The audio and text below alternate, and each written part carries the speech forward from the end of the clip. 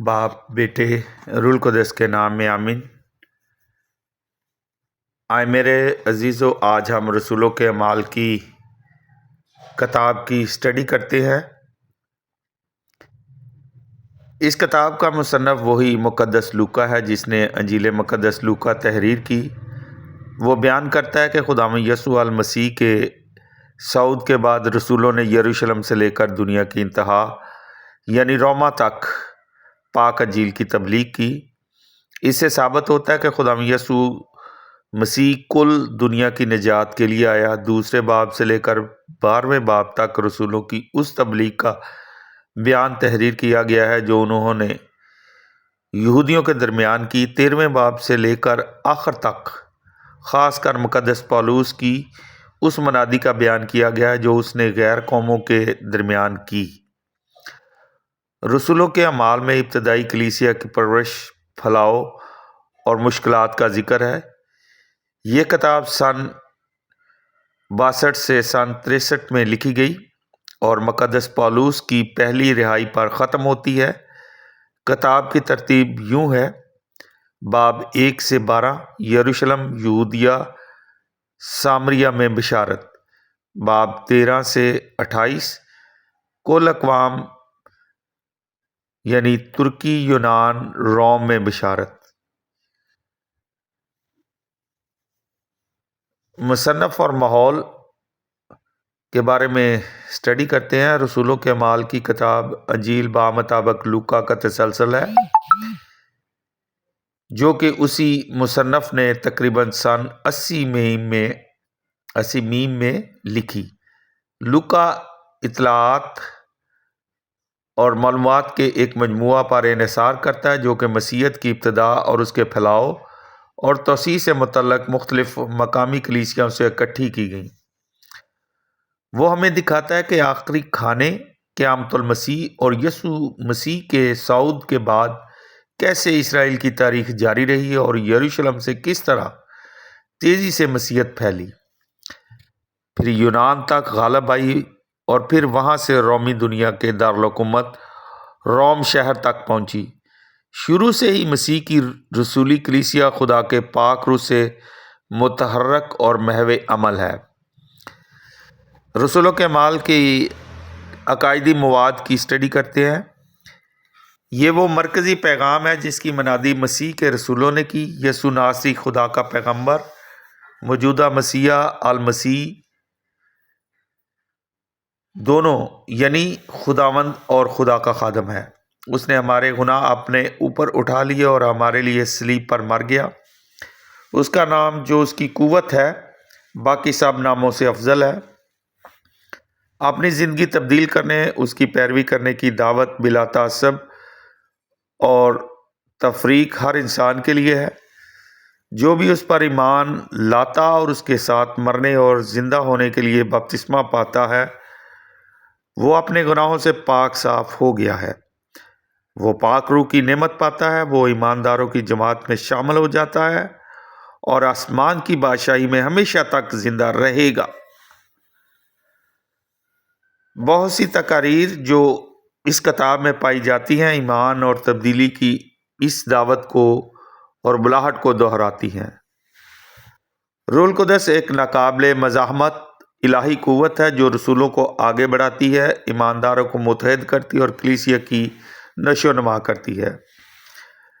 तेज़ो तुंद हवा की तरह रूल कुदस दिलों में मौजूद सदियों पुरानी रुकावटों को ख़त्म करता है और एक नई कलीसिया को जन्म देता है जो सब के लिए फ़राख दिल है और कबूल करती है। आप हवाला जात स्टडी कर सकते हैं। अदद 9 बाब 15 से 23 आयत, अशाया 66 बाब 18 आयत, हिजकिय्याह 36 बाब उसकी 24 से 28 आयत। इब्तदाई कलीसिया रसूलों के पास इकट्ठी हुई ताकि उनसे तालीम और तरबियत हासिल करे। उन्होंने एक दिल होकर दुआ की और रोटी खाने में शराकत की। बहुत से लोगों ने अपना साजो सामान और माल और दौलत मुश्तरका इस्तेमाल के लिए खरायत के तौर पर दिया और सब कुछ खुदावंद की नज़र किया। जब ईमानदारों का शुमार बहुत बढ़ गया तो लोगों के दरमियान में سے رہنما اور قائد مقرر کرنے اور چننے کی ضرورت محسوس کی گئی۔ رسولوں نے منتخب شدہ لوگوں پر اپنے ہاتھ پھیلائے تاکہ ہم خدمتوں کی حیثیت سے ان کی تصدیق کریں۔ استفنس ان میں سے ایک تھا۔ 6 باب کی پہلی آیت سے 7ویں آیت۔ ہر نئی کلیسیا میں بزرگوں یعنی ایلڈرز کی اہمیت قابل غور ہے۔ جب مسیحیوں کی مخالفت اذیت کی حد تک شدید ہوئی تو کلیسیا نے یک دل ہو کر دعا کی، اس لیے نہیں کہ یہ اظہار ثانی ٹل جائے لیکن قوت اور حوصلہ کے لیے، تاکہ انجیل کی صداقت اور سچائی کی گواہی دینے کے لیے۔ اظہار ثانی کا نتیجہ بیج بونی کی طرح غیر قوموں میں مسیحیوں کے منتشر ہونے کی صورت میں نکلا تھا۔ یوں انہوں نے نئی کلیسیاؤں کو جنم دیا۔ پطرس نے دنیا کو انجیل کی بشارت دینے کے لیے فیصلہ کن قدم اٹھایا۔ روح القدس اسے کرنیلیس کے گھر لے گیا، جو کہ ایک رومی منصب دار غیر یہودی تھا، جس کو بپتسمہ دینے سے وہ انکار نہیں کر سکتا تھا۔ یوں پطرس نے کرنیلیس اور اس کے خاندان کو ایمانداروں کی جماعت سے متعارف کرایا۔ باب 10 اور 11 اسٹڈی کر سکتے ہیں۔ اسی وقت روح القدس نے شاؤل نامی ایک عالم شرع کی آنکھیں کھولیں، جو کہ انجیل کا زبردست مخالف تھا۔ پولس کی حیثیت سے وہ غیر قوموں کا رسول بنے گا۔ آپ اسٹڈی کر سکتے ہیں، 9واں باب اس کی پہلی سے 31 آیت۔ غیر یہودیوں کی مسیحی کلیسیوں میں شمولیت ایک نیا مسئلہ کھڑا کرتی ہے۔ کیا اس طرح کے نومرید کو یہودی مذہب کی تمام رسومات کی پیروی کرنی چاہیے یا نہیں؟ کیا اس کا ختنہ ہونا چاہیے؟ کیا یہودی اور غیر یہودی آزادی سے اکٹھے ہو سکتے ہیں؟ یہودی شریعت کی پابندیوں سے وہ کس حد تک آزاد ہیں؟ یروشلم میں پطرس اور دوسرے رسولوں کے ساتھ جمع ہوئے تاکہ اوپر بتائے گئے مسائل پر بحث و تکرار کر سکیں۔ 15 باب اس کی پہلی آیت سے 41 آیت آپ سٹڈی کر سکتے ہیں۔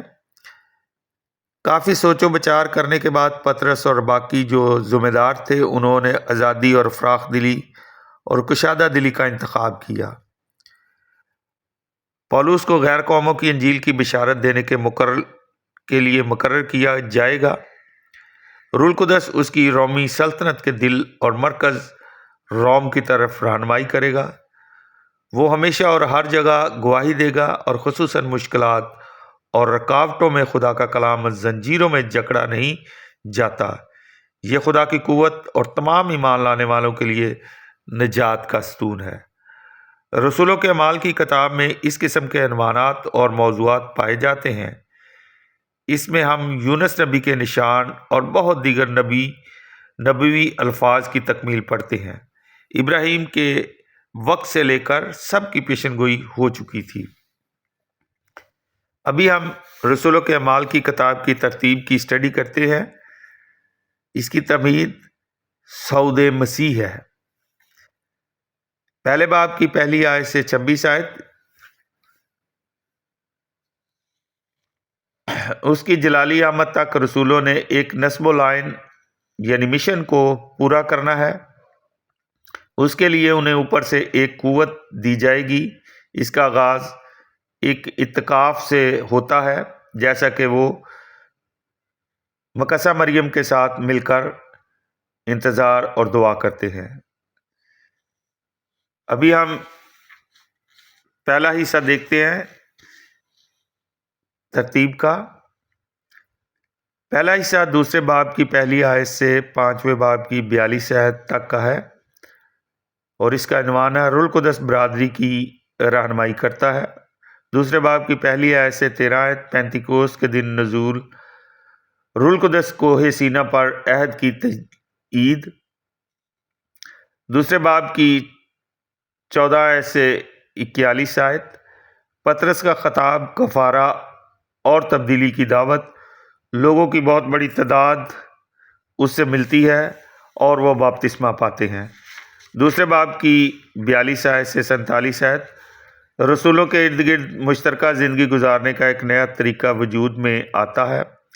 تیسرے باب کی پہلی آیت سے 10ویں آیت، یسوع کے نام میں پطرس ایک پدیشی لنگڑے کو شفا دیتا ہے۔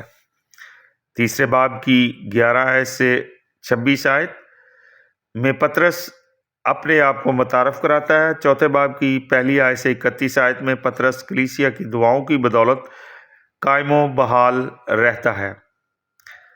روح القدس کا نزول ثانی، چوتھے باب کی 32 آیت سے 5ویں باب کی 42 آیت میں تمام اراکین کے آزادانہ استعمال کے لیے سب چیزیں مشترک تھیں۔ صاحب اختیار کی طرف سے رسولوں کی گرفتاری کا آغاز، اگر یہ سب کچھ خدا کی طرف سے آتا ہے تو کون اسے روک سکتا ہے؟ ابھی ہم دوسرے حصے کی ترتیب دیکھتے ہیں، جو چھٹا باب اس کی پہلی آیت سے 9ویں باب کی 31 آیت تک ہے۔ ہم خدمت یعنی شماسہ کو مقرر کرنے کی ضرورت، چھٹے باب کی پہلی آیت سے 8ویں باب کی پہلی آیت الف، 7 آدمیوں کو پیش کرنا اور ان کا مقرر کیا جانا، دعا کرنا اور ہاتھوں کا رکھا جانا، استفنس کی نمایاں سرگرمیاں، استفنس کا متحرک کرنے والا کام، استفنس کو موت تک سنگسار کیا گیا۔ 8ویں باب کی پہلی بے آیت سے 40 آیت تک اظہار ثانی اور مختلف صوبوں میں پراگندہ ہونا۔ فیلبوس، پطرس اور یوحنا بھی سامریہ میں المسیح کی منادی کرتے ہیں۔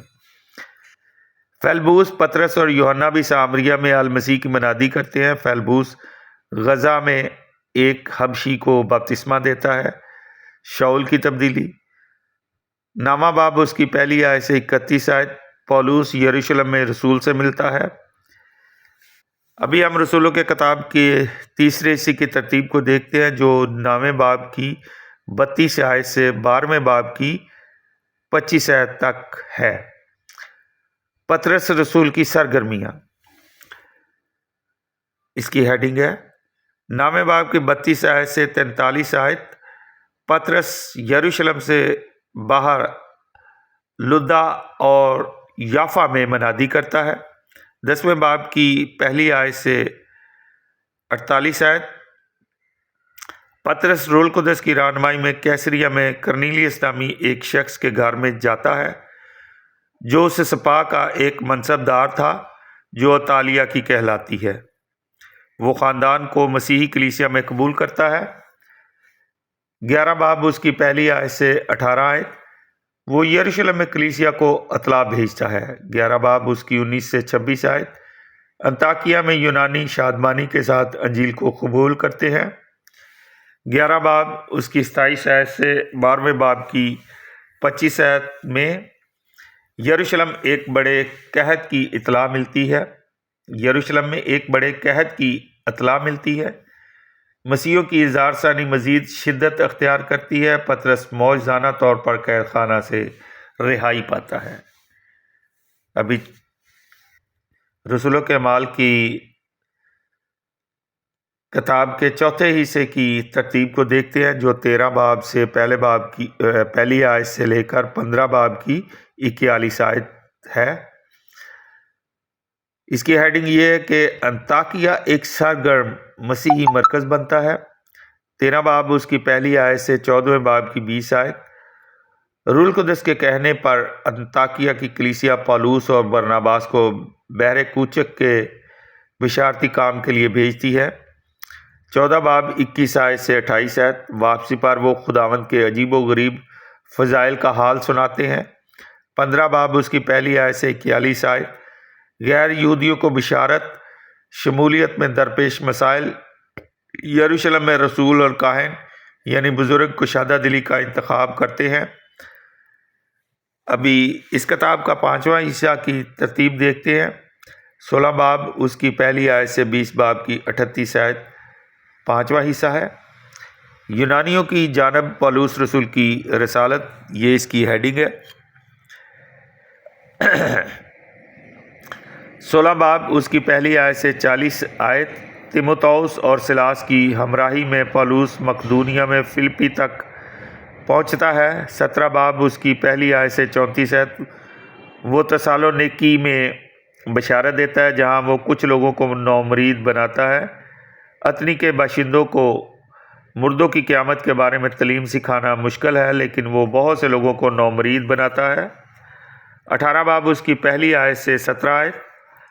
پولس کرنتھس میں 1.5 سال تک قیام کرتا ہے۔ 18 باب اس کی 18 آیت سے 22 آیت۔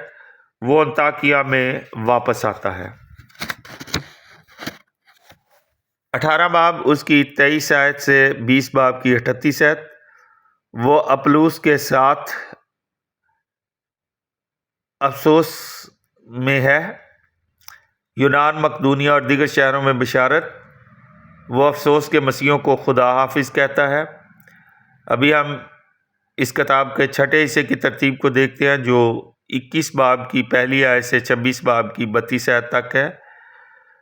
پولس رسول یروشلم کو جاتا ہے۔ 21 باب اس کی پہلی آیت سے 26 آیت وہ بزرگوں کو ملتا ہے اور انہیں اطلاع دیتا ہے۔